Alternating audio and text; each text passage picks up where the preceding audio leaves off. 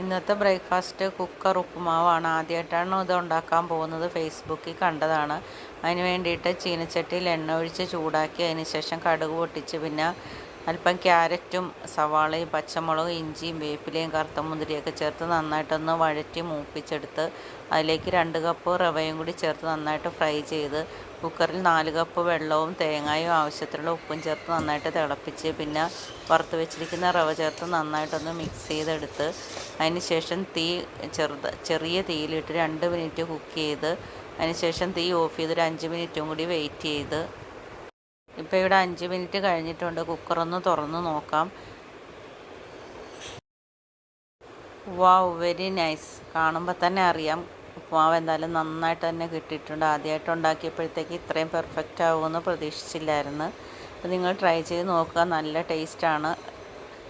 എല്ലാവർക്കും നല്ലൊരു ദിവസം ആശംസിക്കുന്നു. അടുത്ത ദിവസം വേറൊരു വീഡിയോ ആയിട്ട് കാണാം.